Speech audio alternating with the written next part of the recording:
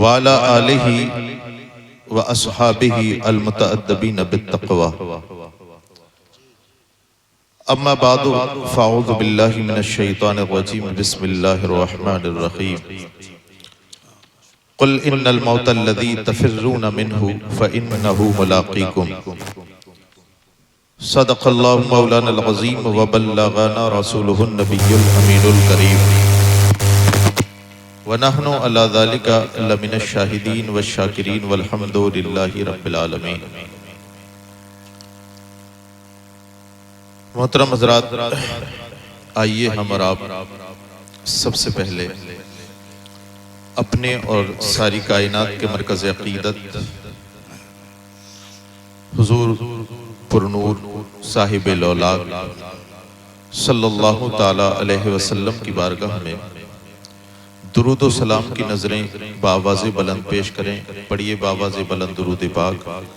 अल्लाहुम्मा सल्लि अला सय्यिदिना व शफ़ीना व हबीबिना व मौलाना मुहम्मद तिब्बिल क़ुलूबि व दवाइहा व आफ़ियतिल अब्दानि व शिफ़ाइहा व नूरिल अब्सारि व ज़ियाइहा व अला आलिहि व अस्हाबिहि दाइमन अबदा। मोहतरम हज़रात, हमारी और आपकी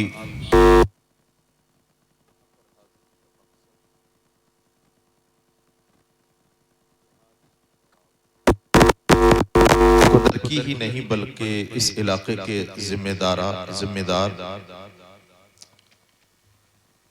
आलिम दीन उस्ताजुल उलमा हज़रत अल्लामा मौलाना क़ारी अब्दुल हफीज़ रहमतुल्लाहि ताला अलैह का चहल्लुम मुश्तरका तौर पर मना रहे हैं। अल्लाह रब्बुल इज़्ज़त इस महफिल को कबूल फरमाए और इसके सबब हज़रत साहिब क़िबला के दरजात बुलंद फरमाए, उन्हें गरीक़ रहमत फरमाए, करबट करबट चैन सुकून और जन्नत नसीब फरमाए, जवार रहमत में जगह नसीब फरमाए और ख़ासकर उनके घर वालों को, उनके बच्चों को सब्र जमील और सब्र जमील पर अजर जज़ील अता फरमाए। मोहतरम हज़रात, यूं तो कुंदरकी की सरजमीन एक ऐसी सरजमीन है आपकी कि जहां पर उलमाए किराम, जिम्मेदारान और दीनी दर्द रखने वाले हजरात हर दौर में रहे हैं, लेकिन वहीं पर हमें दो शख्सियतें बड़ी नुमाया नजर आती हैं जिनका जिक्र अगर आज ना किया गया तो इस मौजू के साथ वफा नहीं होनी।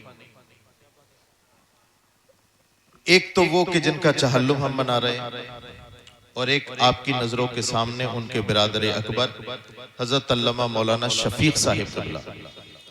ये दो ऐसी शख्सियतें हैं जिन्होंने यकीनन जब जब तारीख कुदरकी की लिखी जाएगी, उलमा का जिक्र होगा, दीनी दर्द रखने वालों का जिक्र होगा, इन दोनों के नाम नुमाया तरीके से तारीख की सीने पर लिखे जाएंगे।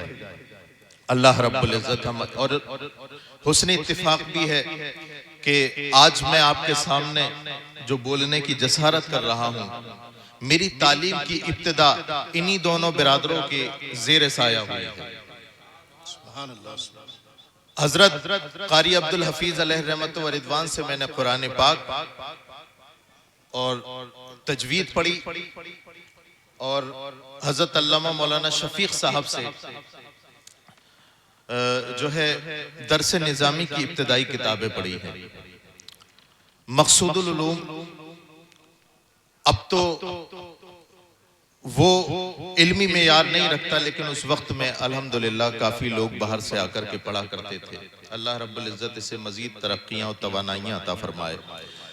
और अब इसके अलावा यहाँ पर जितने उलमाए किराम बैठे हैं, हज़रत क़ारी इंतज़ार साहिब क़िबला ये भी एक अजीम इदारे के मालिक हैं। क़ारी महफूज़ुर रहमान साहब ये भी एक अजीम इदारे के मालिक हैं। और यहाँ पर और हजरात बैठे हैं जो मुख्तलिफ तंजीमें और अपने इदारे चला रहे हैं।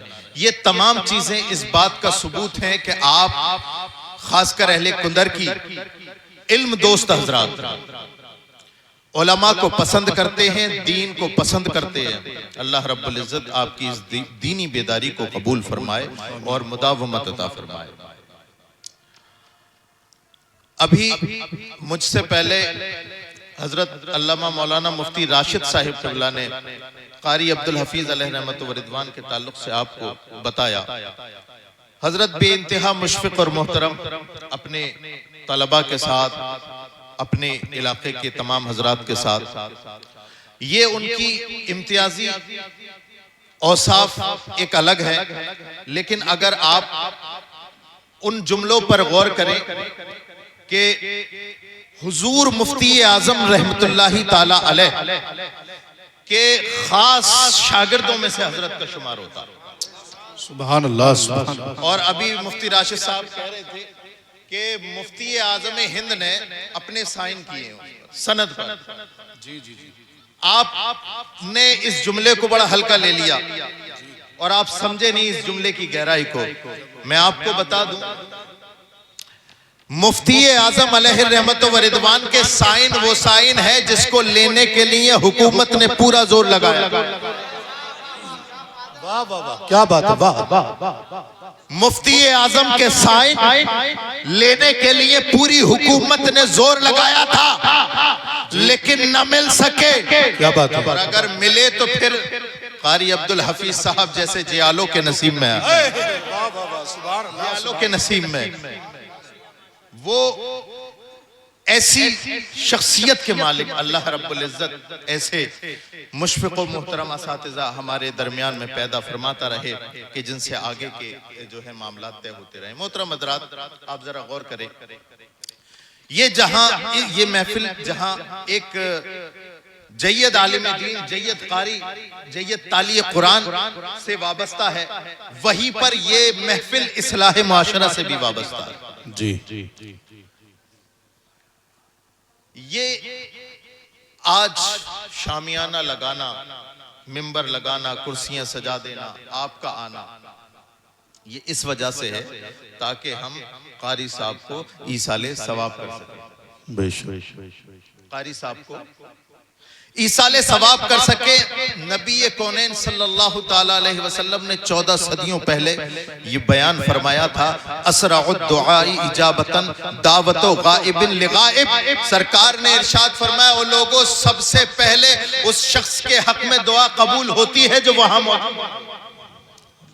अगर आप किसी के लिए दुआ करते हैं जी, तो ये मेरी बात नहीं, सैयद रेहान की बात नहीं, उलमा की बात नहीं, किसी मियां मोहम्मद का कलाम नहीं, हजरत मोहम्मद का कलाम है, रसूलुल्लाह की सनद है। अगर ऐसे शख्स के बारे में दुआए मगफिरत की जाए जो वहां मौजूद ना हो, आमना का लाल फरमाता है सबसे पहले उसी के हक में दुआ कबूल। सुभान अल्लाह, सुभान अल्लाह। क्यों कबूल होती है?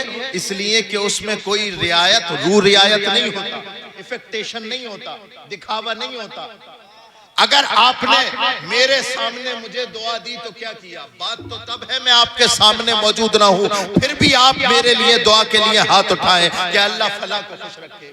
क्यों? इसलिए कि सामने वाली दुआ में रियाकारी हो सकती है, लेकिन जब वो बंदा सामने ना हो उसके लिए दुआ की जाए, उसमें रिया नहीं होती, उसमें दिखावा नहीं होता, और अल्लाह को उससे बेहतर कोई इबादत पसंद ही नहीं जिसमें बेशक बेशक। नारे तकबीर, नारे रिसालत, इसलिए आला हजरत फैजान हुजूर मुफ्ती आजम हिंद, फैजान मौज़मी लमा मुफ्ती सैयद रेहान मियां साहिब क़िबला। देखो आगे सरकार ने इरशाद फरमाया, मल मय्यितु फिल क़ब्रि इल्ला कल गरीक़िल मुतग़व्विस।